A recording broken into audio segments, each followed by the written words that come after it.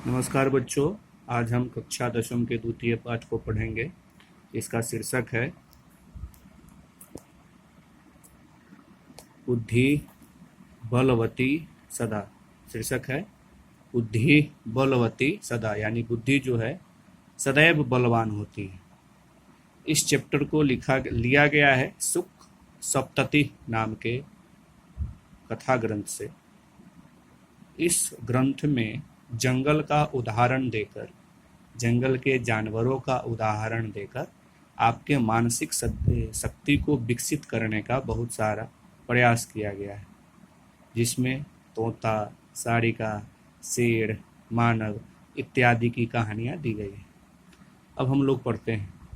अस्ति देवलाखयो ग्रामः तत्र राजसिंहः नाम राजपुत्रः वसति स्म। अस्ति का मतलब है देवलाखयो, देवलाखयो ग्राम, गाम, तत्र राजसिंह, वहाँ राजसिंह, नाम राजपुत्र, नाम वाला राजा का पुत्र, वसति स्म रहता था। यानी कि एक गांव है देवलाखयो, वहाँ पे राजसिंह नाम का राजपुत्र बसता था, रहता था।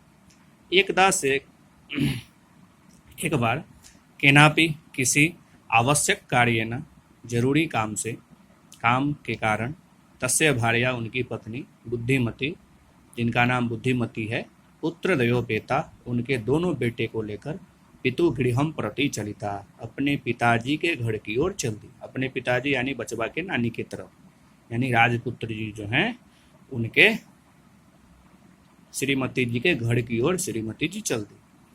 मार्गे गहन कानने, रास्ते में घने जंगल में, सा एकम व्याघ्रम ददर्श, उसने एक बाघ को देखी।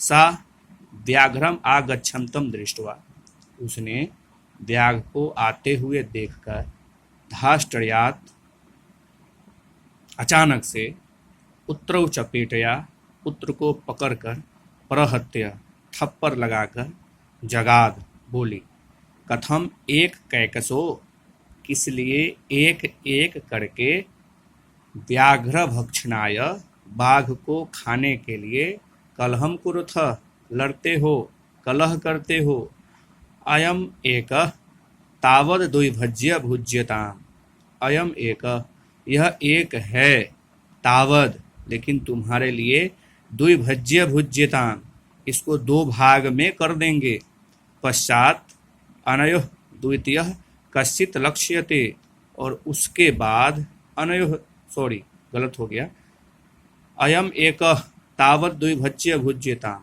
पहले इसको मारने दीजिए, इसको पकड़ने दीजिए, पश्चात इसके बाद अनयोः द्वितीय, दूसरा जो आएगा, कश्चित् लक्ष्यते, उसको भी लक्ष्य की जाएगी, उसको भी पकड़ा जाएगा। इति श्रुत्वा व्याघ्रमारी कश्चित् यामित मत्वा व्याघ्रो भयाकुलो चित्तो नष्टः। इति श्रुत्वा, ऐसा सुनकर, व्याघ्रमारी काश्चित आयमिति, बाघ मारने वाली, व्याघ्रमारी का मतलब होता है जो बाघ मारती है महिला, कश्चित कोई, आयम इति आई है, इति मत्वा ऐसा मानकर, ऐसा सोचकर, व्याघ्रो बाघ, भयाकुलो चित्तो नष्ट, भय से व्याकुल हो गया और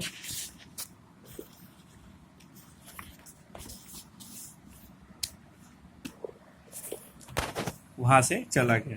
उसके बाद लिखा हुआ है, निज बुद्धिया विमुक्ता सा भयाद व्याघ्रस्य भामिनी, अनयोऽपि बुद्धिम लोके मुच्यते महतो भयात्। निज बुद्धिया विमुक्ता सा, निज बुद्धि यानी अपने बुद्धि के कारण, विमुक्ता सा मुक्त हुई, सा वह, भयाद व्याघ्रस्य भामिनी, भयाद भय से, व्याघ्रस्य बाघ के, भामिनी वो महिला, यानी कि वो महिला अपनी बुद्धि के कारण बाघ से बच गई, बाघ के भय से बची। अनयोपि बुद्धिम आलोके मुच्यते महतो भयात्, अनयोपि इसके अलावा भी बुद्धिम आलोके, बुद्धि है इस लोक में, संसार में, यानी कि बहुत सारी बुद्धियां हैं, दिमागे हैं, तरीके हैं, मुच्यते महतो भयात्, जिससे बड़े से बड़े भय से भी हम निकल सकते हैं। भयाकुलं व्याघ्रं दृष्ट्वा कश्चित् धूर्तः श्रीगाल हसन्नः भवान् कुतः भयात् पलायित। भयाकुलम, भय से व्याकुल, व्याघ्रम दृष्ट्वा, बाघ को देखकर, यानी भय से व्याकुल बाघ को देखकर, कश्चित् कुछ, धूर्त श्रीगाल तेज सियार जो था, हसन्नः हंसा और बोला, भवान कुतः भयात् पलायित, कहाँ डर से भागे जा रहे हैं। यानी कि जब शेर भाग रहा था तो उसको भागते हुए देखकर देखा एक सियार ने, और सियार बोला कि हे भगवान आप कहाँ भागे जा रहे हैं। व्याघ्र, गच्छ गच्छ जम्बुक, चलो चलो जम्बुक। जम्बुक कहते हैं सियार का उपनाम है, दूसरा नाम है। त्वम अपि किश्चित् गूढ़ प्रदेशम, तुम भी किसी गूढ़ प्रदेश को, यानी भागो भागो, तुम भी किसी गूढ़ प्रदेश को, यानी जिसको कोई नहीं जानता हो। यह तो व्याघ्रमारी इति या शास्त्रे सूर्यते, यह तो यहाँ तो व्याघ्रमारी इति बाघ मारने वाली होती है, या ये शास्त्र में श्रूयते सुना था। तया अहम हंतुम आरब्ध, तया अहम और उसने, हंतुम आरब्ध मारने की प्रयास की, परम गृहत कर जीवतो नष्टम शीघ्र तदग्रतः, परम लेकिन, गृहत कर जीवतो ग्रस्त, गृहत यानी कि ग्रहण करना, बच गया, कर जीवतो उसके कर से जीवित, नष्ट शीघ्रम तदग्रत और वहां से शीघ्र ही मैं भाग आया हूँ। श्रीगाल, फिर सियार कहता है, व्याघ्र हे बाघ, त्वया महत् कौतुकम, तुमने बहुत कौतुक की बात बोली। अवेदितम यन मानुषदपि विभेषी, त्वया महत् कौतुकम, तुम बहुत बड़े शिकारी हो, बहुत ताकत वाले हो। अवेदितम और भागाएं, यत मानुषादपि विभेषी, और यहाँ तुम मानव से डरते हो, मनुष्य से डर रहे हो। व्याघ्र, प्रत्यक्षमेव मया स आत्मपुत्रो पुत्रा देवैकसो मामतुम कल्यमानौ चपेट्या प्रहंति दृष्टा। प्रत्यक्षमेव, मैंने प्रत्यक्ष ही, मया मेरे द्वारा देखा गया, यानी मैं उसको अपनी आंखों से देखा हूँ। सा आत्मा अपने पुत्र वे कैकसो, दोनों पुत्रों को, मामतुम मेरे लिए, कलहायमानव लड़ते हुए, चपेटिया प्रहंती थप्पड़ से मारते हुए, यानी कि मैंने ये देखा कि उसके दोनों पुत्र मेरे लिए लड़ रहे थे कि पहले मैं खाऊंगा तो पहले मैं खाऊंगा, इसके लिए पुत्र को उसने पीटी है, मारी है। दृष्टा, ऐसा मैंने देखा है। जम्बुक स्वामी न, यत्रास्ते सा धूर्ता तत्र गम्यताम। अब सियार जो था वो कहता है, यत्र अस्ते, यहाँ पे, सा धूर्ता तत्र गम्यताम, वो धूर्त है, तेज है, इसीलिए वहीं चलिए। व्याघ्र, हे बाघ, तब पुनः तत्र गतस्य सा सम्मुख इक्षते यदि, तर्हि त्वया अहम हनतव्यः इति। तत्र गतस्य, वहाँ, गतस्य जाकर, सा वह, सम्मुख, इक्षते यदि अगर वहाँ पे ऐसा होता होगा, सच में वो व्याघ्रमारी होगी, बाघ मारने वाली होगी, तरही त्वया, तब आप, अहम हनतव्य इति, मुझको मार दीजिएगा। यानी कि सबसे पहले आप चलिए, वो धूर्त है, तेज है, कपटी है, यानी वो बाघ मारने वाली नहीं है, वो अपने बुद्धि से आपको भगाई। अगर आपको विश्वास नहीं होता है तो आप वहाँ पे उसके सामने चलिए, और अगर ऐसा नहीं होगा तो आप हमको मार दीजिएगा।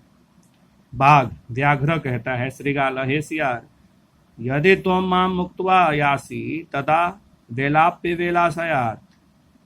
बाघ कहता है, यदि त्वं मां मुक्त्वा यासि, अगर तुम मुझसे मुक्त हो, तदा तब, वेला अपवेलाशयात्, समय हो या कुसमय। यानी कि हे बाघ, बाघ कहता है, सियार, यदि त्वाम मुक्त्वाम यासि, अगर तुम मुक्त हो तो चलो, तदा वेल्या अपवेल्या सयात्, इसका हिंदी मीनिंग हमको 1 मिनट ढूंढना पड़ेगा। वेल्या अप वेला का मतलब होता है वेला का मतलब होता है सही समय हो या गलत समय, यानी कि मैं वहां जाऊंगा और अगर ये बात गलत हुआ तो भी मैं तुमको खा जाऊंगा इत्यादि। यानी कि इस लाइन का मीनिंग हम आपको बाद में भी समझा देंगे, शायद हमें ही कंफ्यूजन है।